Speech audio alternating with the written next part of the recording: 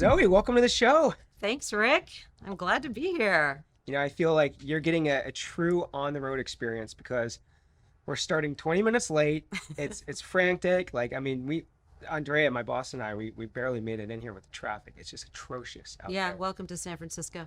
I forget. I grew up here. I lived here, but I forget when it rains. People just forget how Oh, to yeah. drive. We don't know how to drive. No, definitely. Weather is not something we know how to tolerate. Yeah. So, Well, coming from Denver, maybe you can educate us a bit. But so that's so funny. So we were at IDC Directions yesterday. Obviously, your big show. I want to get into that. I want to talk about it. We spent the night in San Jose. okay. Then we drove up from San Jose. It took me longer to drive from San Jose to San Francisco than it did to fly from Denver to San Francisco. It was terrible. Did you collide with all the self-driving cars while you were at it? Yeah. That's a whole other level of what's going on out here. Yeah, seriously. So where were you coming from? You're in the South Bay or Peninsula? So I live on the peninsula, Redwood Okay. Shores. Okay. So I went south. Actually, it wasn't too bad. I think it's spring break. Okay. So I think we had that on our side because there was a lot less traffic. So So got there I'll early. I'll hit the spring breakers at the airport on my Oh, way. yeah, there So you great. go. I get that to look forward to too. And the weather. Yeah. So true on the road episode, I actually board in an hour and a half. So it's Oh God, living no on the pressure. edge. We'll I just see love how this that. goes. Yeah. So all right. So I want to get into directions. I want to talk IDC. It's funny because Foundry is obviously a sister company to IDC under the IDG umbrella, and you would think I would be an expert in IDC, and I'm not.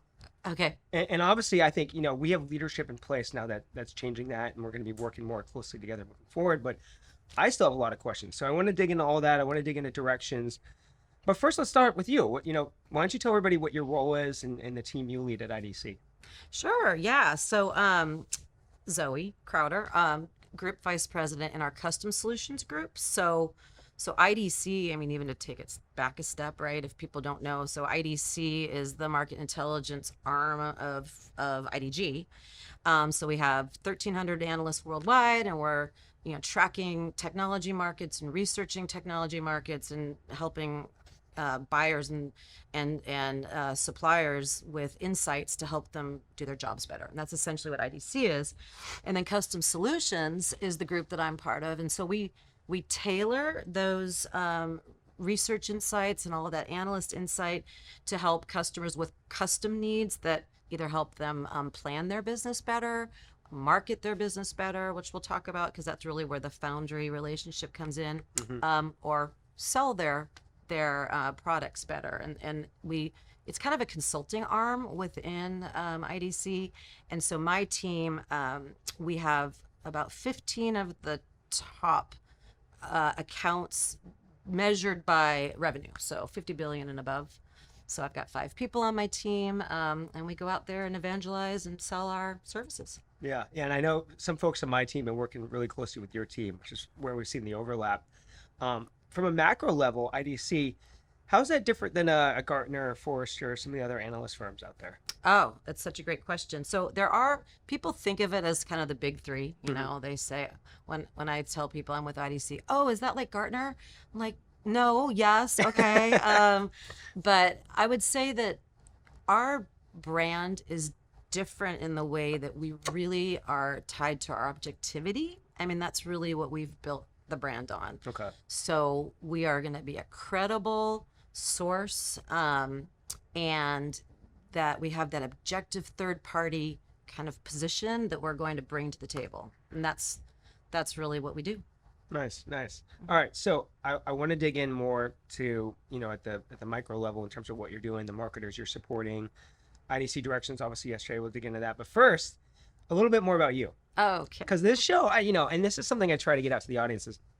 There's a lot of meat that we dig into in terms of marketing and the market, but the show is just as much about the guests, which I think a lot of shows out there kind of miss. I want people to walk away to feel like they know you, and Okay. that's why we keep it personal on the show. So I got to change it. I used to call it the lightning round. My wife keeps saying you're so slow going through it. There's nothing quick about it. So I'm starting to call it the thunder round. So I have a couple questions here. Okay. You mentioned that you were a theater minor, major? And this isn't the question, but it's the basis of the question. Your favorite Broadway show? Oh, God, I love that question. I don't even know where to start. You have that many? I love Broadway. I grew up being in musicals. this wasn't the question you asked, but I'm going to answer it anyway. My favorite role was Sally Bowles in Cabaret. Oh. So I have to say that Cabaret is one of my favorite because I was in it. But I think of ones that I've seen, probably Hamilton. Okay. Oh, I man, I mean- haven't seen that one yet. You have not seen Hamilton? No, well, I have 3 kids under 6. I haven't done much of anything in the last 6 years. Oh, okay, actually, that's a whole other topic. Yeah, no, you will not I be got it. disappointed. Yeah. I mean, it's amazing. I haven't met someone that hasn't loved it. Yeah. So I've heard a lot of good things. And you can see it like 2 or 3 times because it's so rich in its dialogue and its lyrics and its history. It's amazing. Kind of broke the mold, actually. Mine is, and you didn't ask, but I'll tell you, but is a Book of Mormon. Oh, I've never seen that. What? Oh, I know. So People say it's funny. Well, South Park was big when I was in my early teenage years, my rebellious teenage years. So I've just loved those guys. And so when I came to Broadway, I was like, I'm obviously not a big Broadway guy, but I went and I It's loved not obvious. I mean, you never know. You never know. If you heard me sing, you would know it was obvious. Okay. Okay. All right. Next question. A weather-related question. I didn't know it was going to rain today. Favorite season of the year and your least favorite? Okay, that's easy for me. So favorite is fall. Okay. It's funny out here in California, we don't really have a change of seasons. So Yeah. it's sort of like, why do you like the fall? I just like the crispness and I like how the weather changes a little bit. Yeah. I like to make chili and stuff like that. Nice. And what was the other part of the question? Least favorite? Oh, least favorite? Well, because I live in California, they're all good. I know. I mean, is that obnoxious to say? No, we miss the weather here a lot. Like, Yeah. I mean, I don't like this. I don't love rain, but I also like rain because it's kind of quiet and peaceful. So Yeah. No, I don't know. I like it all. All right. Cake or cupcakes? Oh, cupcakes. Okay. Yeah. That's pretty obvious. My 6-year-old is turning 7. So that was a big debate in our house. Is she getting cupcakes or cakes? What flavor is she? Well, I don't. We couldn't even decide on cake or cupcakes. She flip-flopped back and forth like 5 times. Yeah, that'll So get hard. That'll we're- get worse as she gets older. By the way, get used to it. We were still figuring out which one. All right. When you're on an airplane, are you the type of person that wants to talk to your seatmate, or are you put your headphones in and leave me alone? It depends on my mood because the problem is once I start talking, I won't stop. Okay. And I'll go deep with somebody. I really love getting to know people. Yeah. So I know my problem with that. So I'm like, I'm going to save this person next to me and just not talk. So that's probably, Okay. it depends on my mood. Yeah, good. It's funny. I'm a social butterfly, but I'm leave me alone on the airplane. Is that right? Yeah. Oh, that surprises me a little bit. I think it's because I travel a lot and have my routines. Hmm. And if I start talking, it messes my routines up. And Ooh, I want to know more about your routine. I like my Interesting. routine. Well, it's just I don't know. That's all another podcast. All right. Okay. All right. Last one. Alaskan or Mediterranean cruise? What would you prefer? Alaskan. It's really funny you say that because I've been having a debate in my family about cruises, and it's kind of a hard no for me. Yeah. Anything on a boat with bodies of water Yeah. where I can't see the land is a. But Alaska, I'm like, okay, you can Off see the the coast, land. right? Yeah, exactly. So I would vote Alaska Okay. All right. if you're gonna force me. All right. Yeah. I met my wife on a cruise, by the way. Oh, So- another podcast. I know. I didn't even think about that when I did the question. Oh Okay. wow, I'm starting to run out of questions because I do these on every episode, and it's like that was a good one. I got to come up with 5 more questions on my next episode. Yeah. All right. Anyways, all right. Back to directions and Yes. IDC. So I want to start with directions just because the show was yesterday. There might be some people listening that don't know what IDC directions is. So why don't we just start with what is the show? Why do you do it? Who's it for? Oh, such a good question. Yeah, so IDC Directions is something we do once a year, and we do it on both coasts. We do one in Boston, we do one in San Jose, and it brings dozens of analysts all together in one place. We usually focus on a theme. So this year it was AI, go figure, Yeah. kind of a hot topic. And we have keynotes, we have breakout sessions, and it's intended to give predictions and trends in as many different technology markets as we can squeeze into one day. So it's really meant to give value and content to our clients. Just kind of help them understand the year ahead, like what we should be focused on, what's important. Predictions, trends, Yeah. exactly. Kind of at a big picture level, but then the breakout sessions do get into particular technology areas so that you can deep dive, in certain technology areas, or if you want. But And can attendees meet with the analysts and talk to them and ask questions? Like, what's the interaction like? Absolutely. Thank you for saying that. Yes. So we have it. Not only is it a chance to hear about the trends, but you also get to interface with the analysts, which is essentially, the biggest value of our company are the analysts. Yeah. So we have these one-on-one sessions, and you can sign up for them and meet with an analyst for about 20 minutes. And we have, I think, 3 to 4 different times during the day where you can have those interactions. Nice. So yeah, I sat in on a couple of those yesterday, and it's just very intimate, and it's not something that, with everything going virtual right now, people don't get to do that very often. Yeah, yeah. I wish I could have spent more time at the show yesterday. I came in around lunchtime and left around 3. But one of the things that I noticed when I was there is, it wasn't just people in conference rooms watching somebody on screen. Big part of what I saw were tables with name tags and people going from table. I saw a lot of the interaction you're talking about. Yes. Which personally, that's where I get more value out of something like this, is talking to someone and asking my specific questions, and not in a room full of 5,000 people and Yep. maybe I don't want to be up there and be so vulnerable. That's my pain points, right? That's a good point. And I mean, I hear from clients they like both. They really Yeah. love the keynotes, and I heard a lot of good feedback about the big keynotes, but there is nothing like the ability to be one-on-one with an analyst. Yeah. It's everyone's, especially every marketer's kind of dream, and sometimes I was sitting in on some of these. Sometimes the client is almost pitching because they want to make sure that they get their message across to our analysts, but many times they're asking analysts for guidance and support. So it kind of goes both ways, Yeah. which also is really interesting to watch. Yeah. The role that we're in kind of goes, walks that line, which is fun to watch. Yeah. All right. So you mentioned AI. What were some of the, I don't want to say other themes, but maybe we can go deeper in AI. Like what were your top takeaways, or maybe your customers' top takeaways from what Yeah. you were hearing at the show yesterday? Yeah, no, AI, right? It's just everywhere. Yeah. So there was something so Meredith Whalen's our chief research officer. Okay. And it was in her presentation that there was just one stat that just caught my eye, and it was that, we do research, we do surveys all the time. So in 2023, it was, I have to check my stats, but I think it was 24% of enterprises were planning to invest in Gen AI. That was okay? last year. That was last year. Okay. 2024, it went up to 41% Wow. of enterprises Okay. are going to be investing in Gen AI. And what Meredith said was that kind of growth in one market in 1 year was staggering. And we've been researching trends and disruptions in the market forever, but that was like unique in how Yeah. much it sort of ballooned. So I just thought, I think this thing's here to stay. Yeah. Why do you think there's some that are not investing? Is it they're still just trying to wrap their head around what do I do with this? Is that they're just not ready? Is that what you think? I think there's a lot of questions around monetization, Okay. use cases, Yeah. where do you focus? And I mean, hopefully what people learned yesterday is some ideas of where to do that. I mean, that's part of what our research will hopefully, Yeah. because we're doing a lot of research with end users, which are talking about where are they going to invest in Gen AI? What are the use cases that are important to users so that our vendor clients can sort of address that? Yeah. So we're getting there, Yeah. but it's still new and it's evolving and it keeps changing. And that's what's fun for me to watch, Yeah. being part of this, all of us really, right? No, it's interesting you say the monetization part of it. I mean, I think that's, from thinking from the commercial side of things, we on Foundry, we run a big editorial business, right? And it's how are we incorporating Gen AI to advance our editorial mission? Because at the end of the day, our mission is to serve the audience, the IT buyers, right? How do we utilize Gen AI to better serve them, but also tie back to our commercial efforts?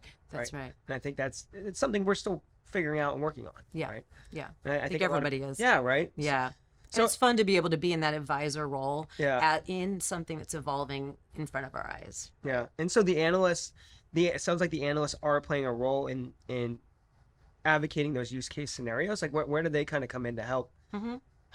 other companies understand like how to utilize this technology? I mean, in multiple ways. I think, we have published, I think, 250 Gen AI use cases, right? So we've kind of done that research to understand where the focus is, and that's Okay. going to arm our vendors. But we also take advisory roles, sort of in that kind of one-on-one way that I was describing before on, when you're looking at an actual vendor client and what their competitors are doing, what their particular markets are doing, what their partners are doing. So I think that advisory role is important in how we're helping. Yeah, so it kind of runs the gamut. And I mean, everything we're doing is fueled by research. So, Yeah.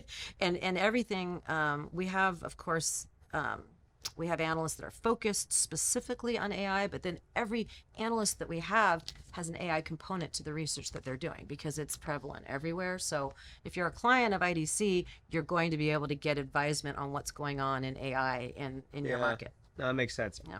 All right. So when I was at the show yesterday and walking around, just looking at name tags, I saw a variety of different types of people there. I saw a lot of analyst relations, communications, Yeah. product marketing, corporate marketing. For you and your team, who are the type of people that you're helping, and has it changed over the years? I'd love to just know like who you're working with or your team's working with on a day-to-day basis. That's a great question. We're working with, I guess if I were to group them, first of all, it's really all marketing, just to, state the obvious, but within marketing, it's product marketing. Okay.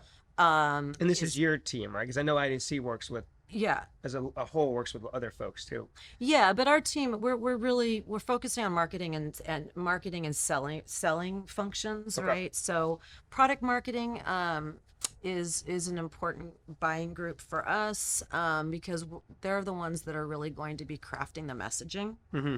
And so, custom solutions can help, with that, and we can help create third-party content, which is analyst backed to help with their messaging. Yeah. So product marketing, and then demand gen, absolutely. So the people that are putting the campaigns together, which is where we work a lot with Foundry. Yeah.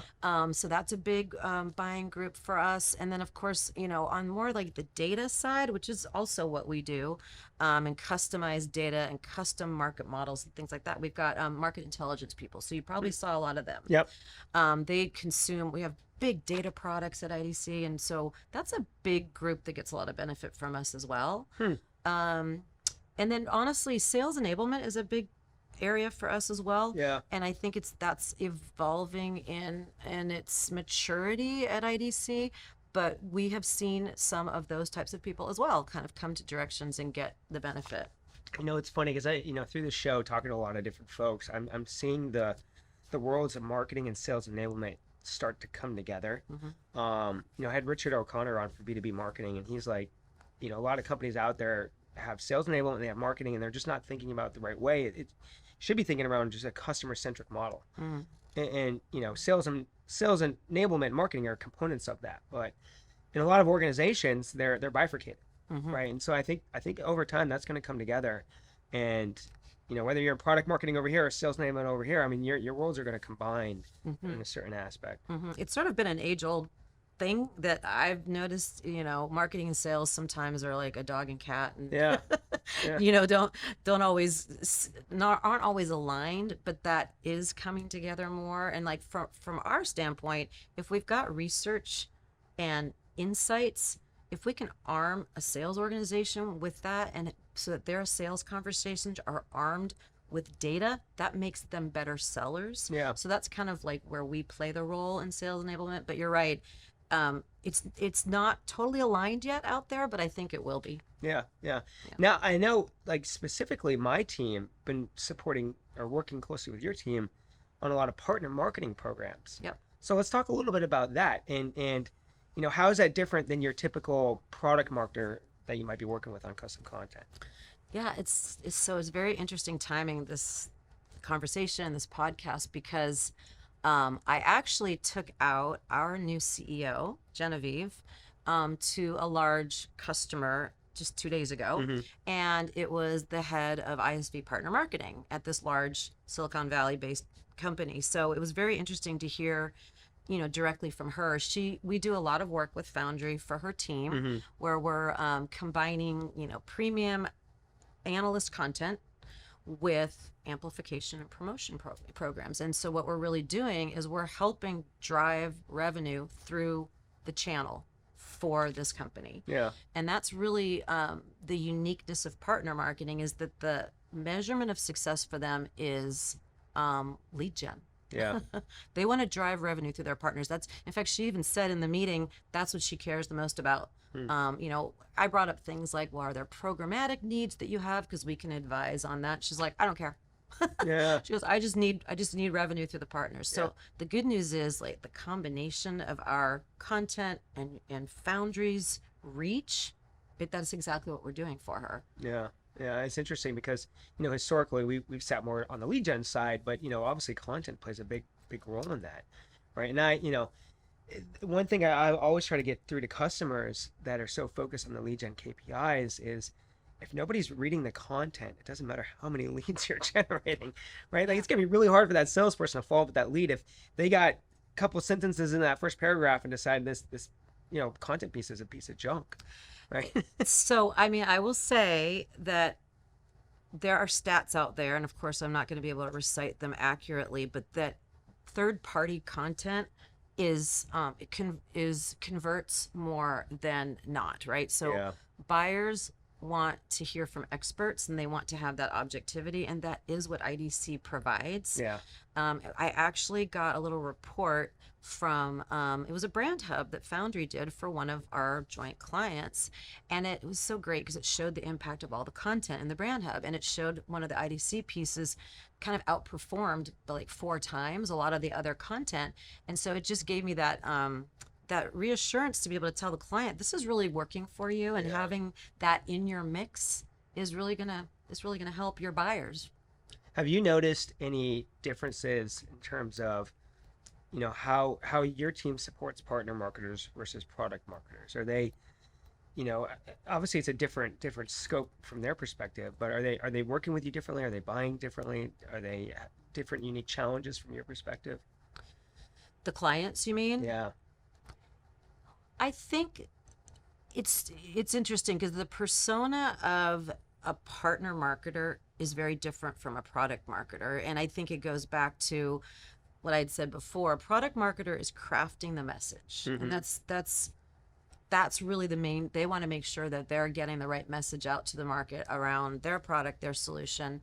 And partner marketers need to make sure that it sells and that Right. it sells through the channel. And so it's just a different metric of success. And so therefore for us, we need to make sure we understand who our buyer is. And a partner marketer, we have to talk in terms of lead gen and in conversions and that type of. And for IDC, that's an evolution for us as salespeople. Yeah. And we're learning a lot from Foundry Yeah. in those conversations. And that's kind of a new development, I would say, for us over the last like 2 to 3 years. It almost sounds like, from my point of view, just in this conversation, that partner marketers could learn a little bit from the product marketers because, I know message is incredibly important, right? And telling the story. And I think, one of the challenges I hear from a lot of the partner marketers out there is that, it's hard to differentiate messages when you're working with very similar partners. So, if I'm an AI company and I'm working with Microsoft Azure and Google and AWS, I have to run 3 different programs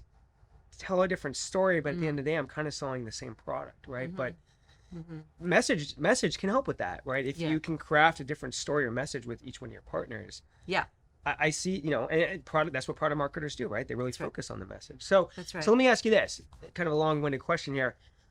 How are marketers working with you in the right way, and then where are they going wrong? Okay.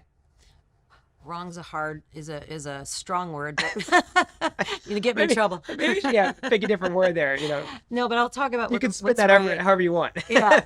Well, okay. So what was interesting is I like to cite our research because, I'm not an analyst, but we have analysts who are doing research on exactly these kinds of things. So Lori Buchek, I don't know if you met her yesterday. No. So she runs our CMO advisory research program, which is a little bit different than some of our other programs because it's researching best practices in marketing. And so the people that are reading her research and getting advisement from her research are CMOs and other marketing organizations. So she just released this new survey on channel and partner marketing. Okay, and I looked it up because I thought it was really relevant to this discussion. So this is interesting.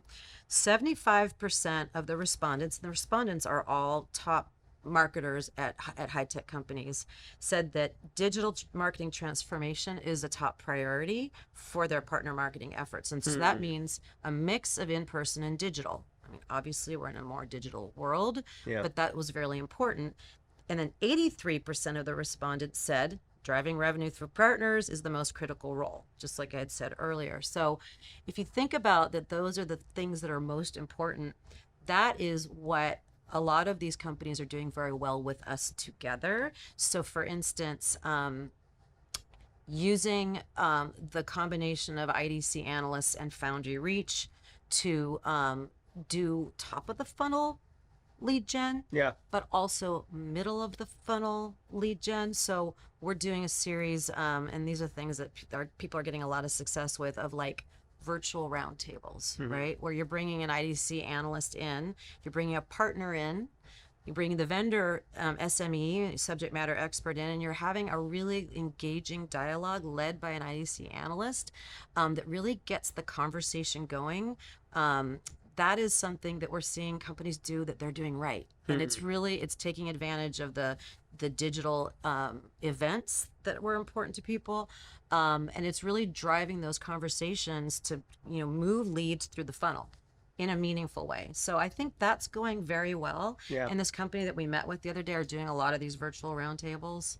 I think no one's really doing this wrong, but if you're still thinking about just the PDF and just the white paper, then we're not serving you well. We should be thinking about how do we do snackable assets? How do we use analysts in engaging ways, like in video and in panel discussions, and not just in writing the paper. The paper is important, but there's so many other ways to engage the audience. So that's kind of a roundabout way. No, I like that, because I mean, we see that all the time, just kind of on the other end of that. Someone comes in and just says, I want to buy 100 leads or something, right? Like, but like, let's take a step back and talk about the challenge, the objective, and I think where you're really thinking here is the purchase process, right? How do we see this analyst voice throughout that purchase process to make sure we're moving people down the funnel? That's right. And actually, I always say this, sort of threading or integrating that analyst voice throughout the whole life cycle of your campaign is very powerful, because it's giving that third party voice throughout the whole thing. It kind of gives that, it lends that comfort almost to the buyer, like, oh, okay, a third party is still saying that this is okay, and this is what I should be doing. And so not just that one paper, but kind of, throughout the whole journey of the buying process. So customers that are doing that very well and utilizing IDC in what you say is the best way, are you involved in more strategy discussions to help make sure that they're thinking about this and framing? Absolutely. And thank you for asking that, because that kind of goes a little bit beyond, or in a different way than what we do with Foundry, but it's a big part of our business. I mean, sort of that advisory role in custom solutions. We'll do strategy sessions and things like that, often with product marketing or planning folks is a big piece of what we do. And we'll bring like a tiger team together. So, maybe we'll bring an analyst that's, deep in AI, but also, in supply chain, because that's the focus of the client. And we'll kind of get a bunch of people into a virtual room and really give them almost like a SWOT, and maybe even give them a competitive view of the landscape, and really help them look forward with where they should be going. And that's where it often starts. And then from there, we can move to actually content creation and all that good stuff, but we have to take a step back sometimes. When we're looking at campaigns and what the core themes are for a campaign program, we'll bring an analyst to the discussion to sort of brainstorm about those main themes so that we're targeting the content well. Yeah. That's not something that we're charging for. That's part of the scoping process. Yeah. But being able to have that analyst insight directly with the client to kind of align to what the messaging is a big piece of how we produce the content. Does that make sense? Yeah, no, it does. And I can't stress how important that is, because, going back to what I was saying earlier about, lead gen, content plays such a role in having a successful lead gen program. And, if you pick the wrong assets or you develop the wrong content, like, it really matters. So the one episode we have coming up, we're going to record this morning, but we couldn't because of traffic. We just came out with customer engagement, which is our study that really focuses on content consumption. And, but going deeper than that, like, how is content being consumed throughout the purchase process? How is it changing based on where you're on that process?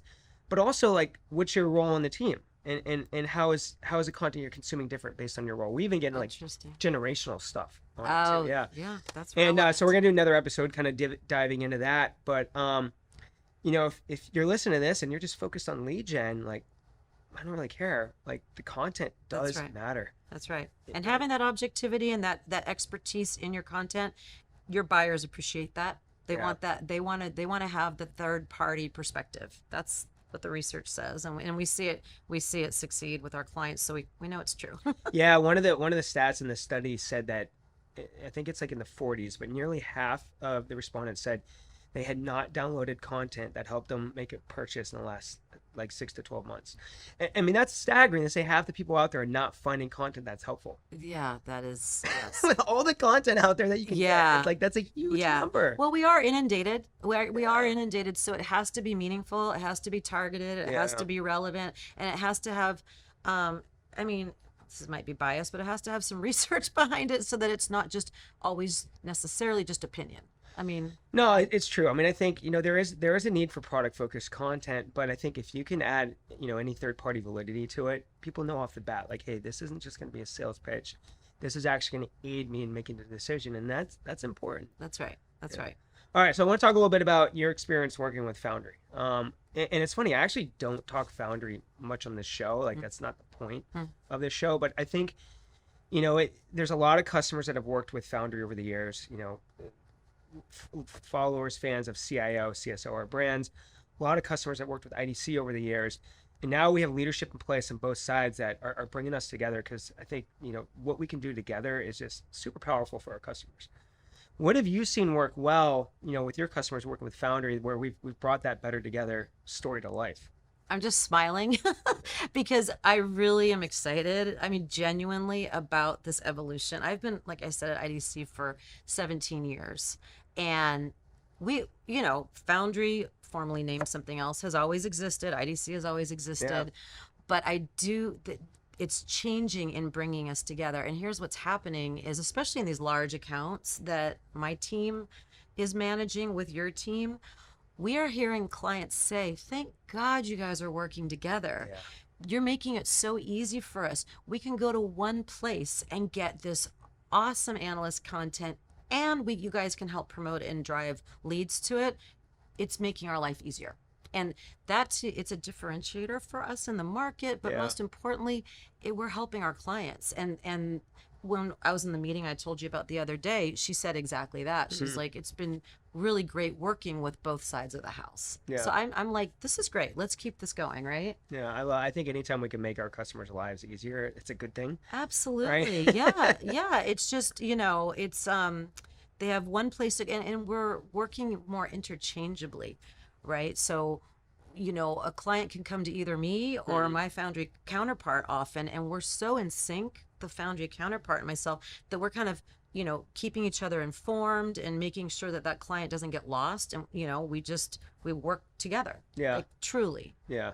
No. And we're getting there. I mean, I think we're figuring that out almost on an account by account basis right now. Yep. And it's going to get more operationalized over time with our new leadership. Yeah, I think that's what I'm most excited about too, is because, as a sales leader, it has been very ad hoc, right? Like, Yeah. find an account, let's figure out who that IDC rep is, let's get together, let's figure out how we can drive cost efficiencies and effectiveness for the customer.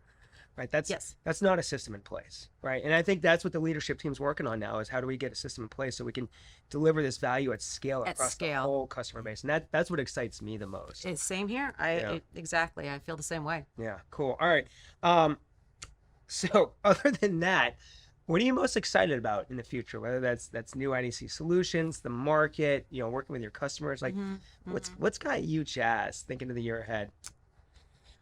I think yesterday gave me a lot of energy, being at the Directions Conference, seeing everybody back in person, seeing that our research, our insights are so valuable to people. When I sat in on some of those one-on-ones and hearing some of the, we've got a customer who's interested in a brand perception study with us, for instance. And, it's critical for them in this particular area of this large company that they can sort of attack some of the misperceptions out there. And so for us to play a role in changing that trajectory for that group through a study like this, it makes me feel like we're going to be adding so much value, right? And that's just like one project in one account.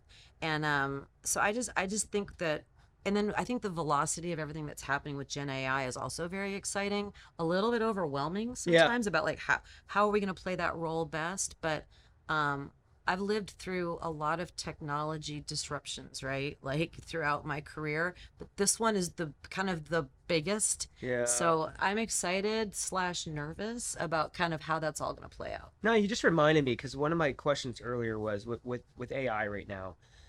Everyone's talking about it. Everyone's doing it. I mean, go to any company website and it's AI, AI, AI. How, from your perspective, like, how can companies stand out? How can they differentiate themselves? Is that where an IDC analyst can help play a role? Yeah, yeah. What's your advice for companies out there? Like, I have an AI message. Everybody does. How do I cut through the clutter?